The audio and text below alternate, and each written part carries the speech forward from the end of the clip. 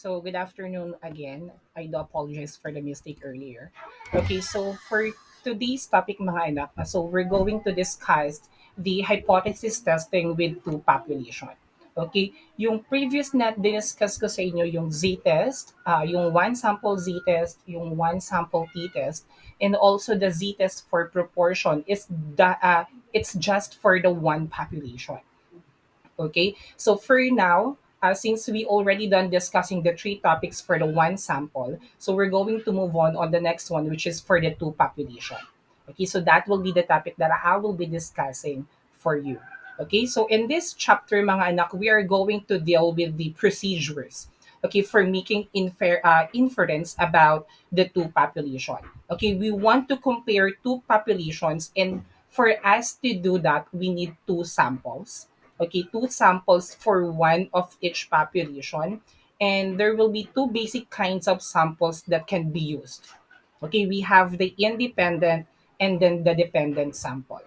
Okay, if the two unrelated sets of the sources are useful, okay, one set of each population, we call it the independent sampling.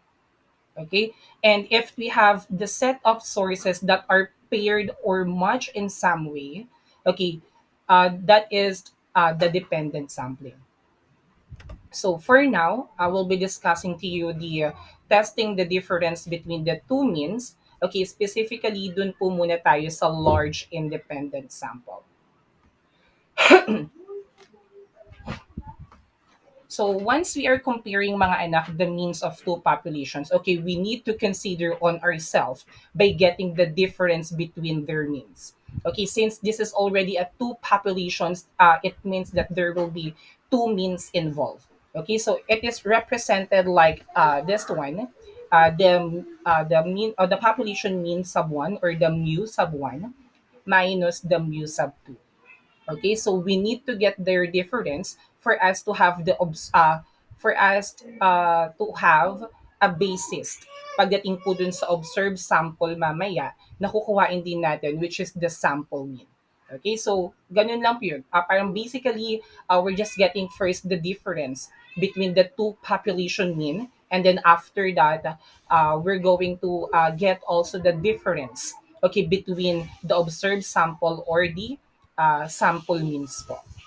Okay? So this will be the formula that we will be using, okay, for the large independent sample. So once we said large independent sample pala, we are using a larger sample po. So basically, the table that we will be using will be for the z-test, okay, yung color brown po, and then same pa rin po ng process ng pagtingin natin ng data. So we need to identify first what tailed yung example po, if it is one tailed or two tailed, and then we need to identify also the level of significance, and then we're just going to look on the very bottom of your table, which is the letter Z, and then we will be finding out the area, okay, of the shaded region po. Okay, so we have here two formula.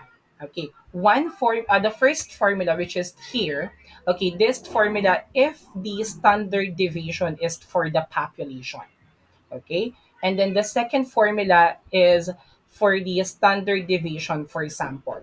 Okay, so there's different use ng formula po. Okay, we will be using the first formula if, okay, the population standard deviation is given, and if it is not given or the population standard deviation is unknown, this will be the time that we will be using the second formula. Okay, if you still remember mga anak, yung previous topic natin wherein if the standard sample or the standard deviation is not given, okay, we will be using the formula for the sample standard deviation. So we're going to find the sample mean first, and then we're going to find next the sample standard deviation. Okay, if lang naman the population standard deviation is unknown. So if the standard deviation is given on the word problem itself, then we will be using the first formula. Then if not, then that will be the time that we will be using the second formula. Okay, so here are the representation of each symbols and uh, each symbols that you will be seeing on this formula. So of course, letter Z is for the for the test. Okay, for the two independent sample, while for the X bar or this are the sample mean. Okay, so it is separated by two has since this is already two population. So sub one meaning that is for the first population, and then sub two will be for the second population, or let's say it's from the group one and then from the group two. While this one, this is for the variances, okay, or this is the standard deviation, mga anak. This is for the population, and this is for the sample. Okay, letter N representing the sample size for each group. And then just like what I mentioned to you earlier, we need to get the difference, okay, of the sample mean and then also the population mean po. Okay? So, yan po yung formula natin. So, please, anihin nyo yan sa sarili ninyo mga anak na once we are talking about the two population already for the hypothesis testing. Okay, so this will be the formula that we will be using if, okay, we are talking about the large independent samples. Okay, so we have six procedures for the Z-test for independent population. Okay, kapag large pala mga anak, another term for the large independent sample is it is also for the Z-test. Okay, pag large Z-test, kapag small, that will be for the T-test. Okay, if you still remember uh, the definition nung sa z-test, sa one sample z-test. So we are using z-test if the sample size is greater than or equal to 30. Okay, so if it's large, so definitely we will be using the z-test. And then kapag small naman, so for the t-test, if the sample size is less than 30, so that will be the time that we will be using that one. Okay, so as you can see here on the procedure, okay, halos lahat naman po pareho. Okay, nagkakaiba lang po talaga sila pagdating po dun sa step number 4, which is the calculation, okay, using different kind of formula. Okay, so of course, excuse me, for step number 1, we need to set up the hypothesis. So we need to identify which will be the claim for that example. So if it is the null hypothesis or the alternative hypothesis. And please remember mga anak, here pa lang on step number 1, we can already identify kung ilang tailed po ito. Okay? So if we're going to use equal and then not equal signs, therefore we are referring to the two-tailed test, while if we will be using greater than, less than, greater than or equal, and then less than or equal to, okay, that will be the time that we will be using the one-tailed. Okay. Step number 2, we will be set the level of significance, which is always given on the word problem. Now, if there will be a chance that the level of significance is not given, then we will be going back to the definition itself that we will be using 0.01 and then 0.05. So, meron po tayong dalawang set ng level of significance if hindi po sila given. Okay, and then the third procedure will be determining the critical value of z.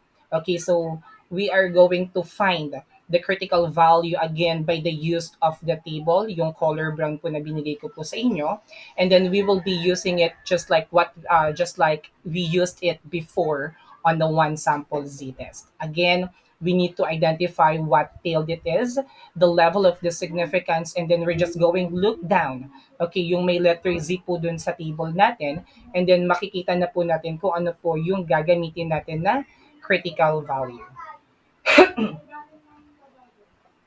Okay, step number 4, we will be calculating the mean and then the standard deviation if and only if hindi po given yung population standard deviation. Okay, so isosolve po muna natin itong dalawa, and then tsaka po tayo magka-calculate po ng z-test for the independent sample po.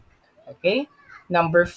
Step number 5, okay, this will be the decision making. So if we're going to reject or accept the null hypothesis. Okay, so there will be two z that we will be finding. The first one is the critical value, and then the second one is the z-test for the independent sample.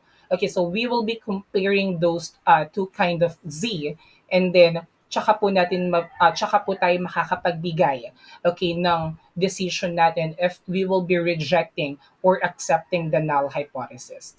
And of course, for the last step, which is the conclusion, okay, so you're going just to state the conclusion based po doon sa decision na nagawa po natin. And of course, we will be referring it also doon po sa kiniklaim po natin.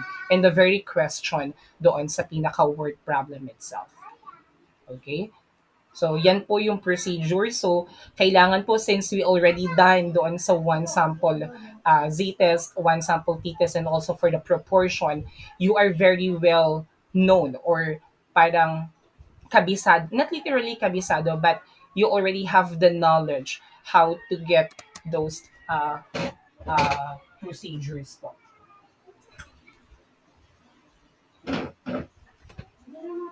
Okay, so let's proceed on example number one. Okay, on example number one, we have here a real estate agent compares the selling price of a townhouse, okay, in two major cities in NCR to see if there is a difference in their price. Okay, so the result of this study are shown. Is there enough evidence to reject the claim that the average price of a townhouse in Quezon City is higher than in Makati City? And we will be using the level of significance of 0.05.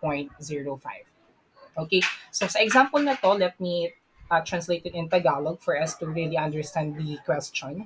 Okay, so meron daw agent na kung saan kinukumpara niya yung presyo nung townhouse po sa dalawang major city dito po sa NCR.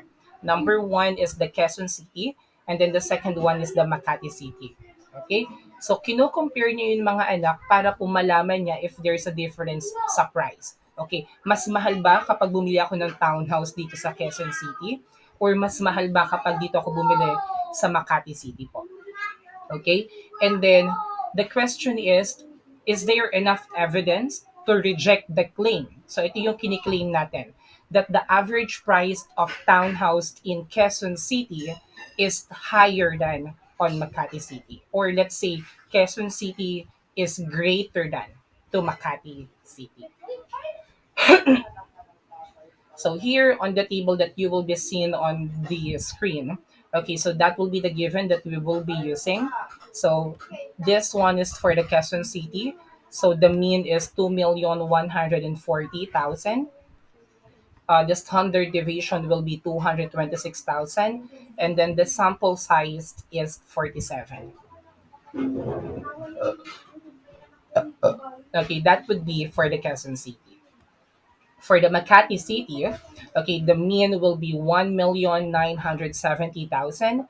The standard deviation is 243,000, and then the sample the sample size is 45. Okay, so let's start with the step number one, which is setting up your hypothesis. Okay, so sabi dun kanina mga anak sa question, okay, is there enough evidence to reject the claim that the average price for the townhouse is in Quezon City is higher than Makati City. So yung higher than na yun mga anak, yun yung magiging parang key point natin para malaman po natin kung ano yung kiniklaim natin at the same time kung ano po yung sign na gagamitin po natin. Okay? So we all know naman na kapag higher than, okay, it represent the greater than sign. So kapag greater than, it is falling on the alternative hypothesis. Therefore, yung kiniklaim po natin dito on example number one will be the alternative hypothesis. Okay, which means that the mean sub 1, or this is for the Quezon City, is greater than to the population mean of the Makati City. Okay, and of course, all we have to do to find the null hypothesis is to get the inverse. okay, of the sign that we used here on alternative, which is less than or equal to.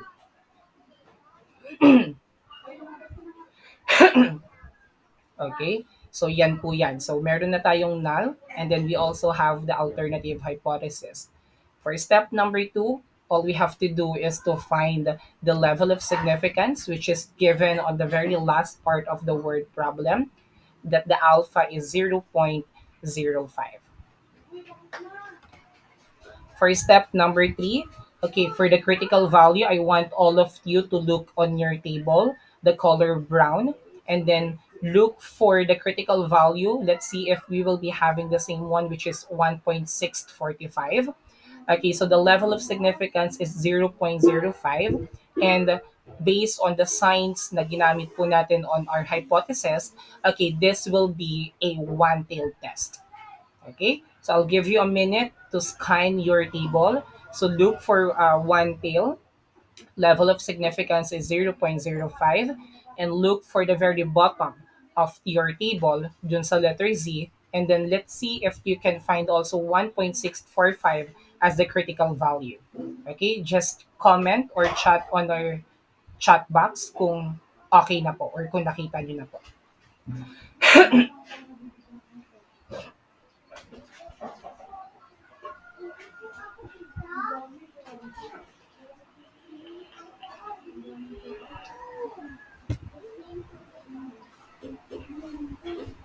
Okay, thank you so much, Joffrey. So lahat po tayo pareho po ng critical value na nakita. Okay, let me remind you again.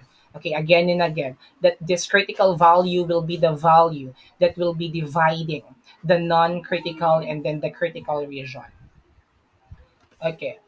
Next one is step number four. Okay, we need to compute the test value. Okay, since the standard deviation is already given, okay, doon po sa problem natin, so hindi na po natin hahanapin yung sample mean, hindi na rin natin hahanapin yung standard deviation. We will be proceeding on the computation ng z-test value po natin. Okay, so this will be the formula that we will be using. Okay? So isa-substitute lang natin lahat po ng na nakita natin doon sa table po kanina. Okay, so the sample mean sub 1 is equal to 2,140,000 minus po sa 1,970,000 minus zero. Sir, bakit zero? Okay, kasi po wala naman pong binigay na specific value for the population mean for the Quezon City and for the Makati City. So, kapag ganun po yung scenario natin, automatic po that will be zero minus zero and that will be equal to zero as well. After that, so we're going to substitute the standard deviation for the first, which is for the Quezon City, na 226,000. And then, syempre, kung ano po yung sample size po dun sa Quezon City, yun po yung gagawin nating denominator. Okay, hindi po pwedeng magkabaliktad po sila. Syempre, once na nagkabaliktad po ng data, meaning mamamali na po yung computation po natin. Okay, so we need to be precise kung dito lang siya sa first independent sample natin, well, dun lang siya. If dun siya sa second group, then dun lang siya sa second group. Okay? And then plus, yung 243,000, I do apologize, kulang ng isang zero sa dulo. So that is 243,000. Okay, divided naman po siya sa 45. Okay, yung 45 naman po dyan, yan naman po yung sample size po for the Makati City po. Okay? So, syempre, the answer that we will be having is 3.471. Okay, so I will give you 2 minutes, okay, to input it on your calculator.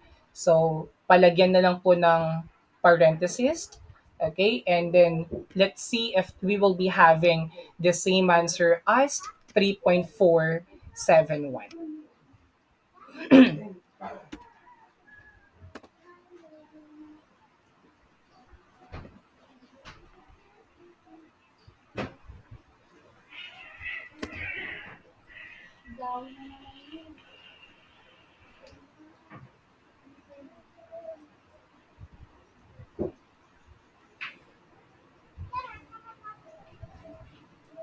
Yung, okay, let me check it.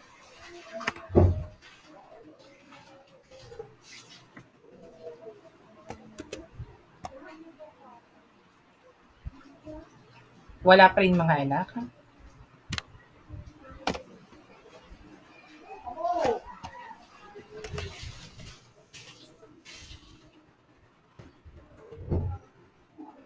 Okay, hold on, ha?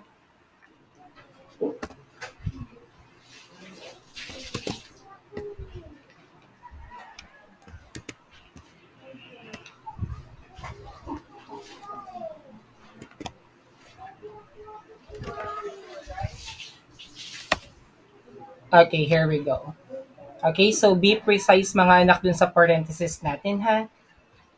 Wag niyong kakalimutan anak yung pag-input ng parenthesis. And of course, yung squared, kailangan nandun din po siya.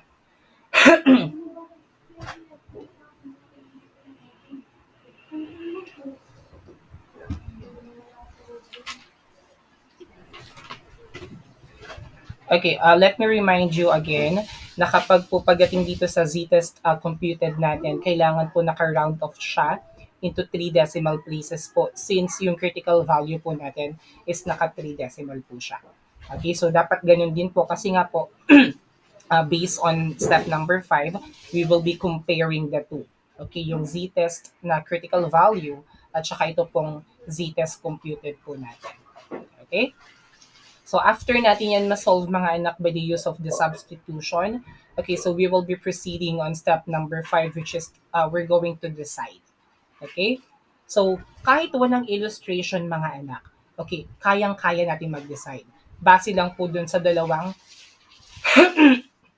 value na meron tayo, yung critical tsaka yung computed. Okay?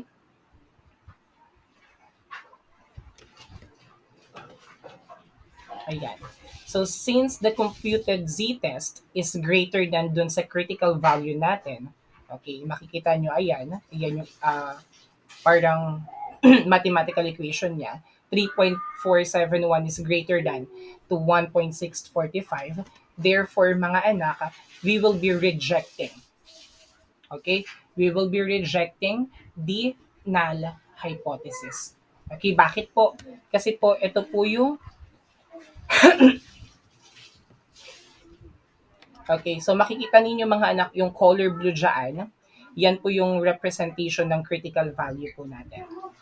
Okay? So, from here, yung sa 1.645 hanggang dun po sa right tail po niya, okay, yan po yung critical region po natin.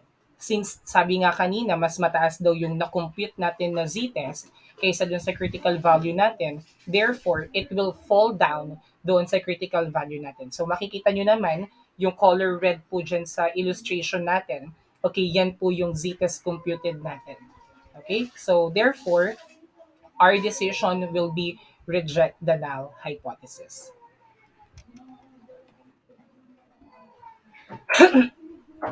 Step number 6, okay, we will be having a conclusion. So ito po yung conclusion po ni teacher.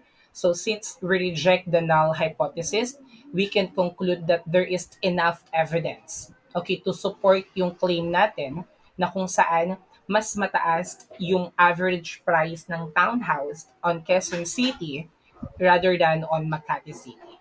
Okay? So, yan po yung magiging conclusion po natin.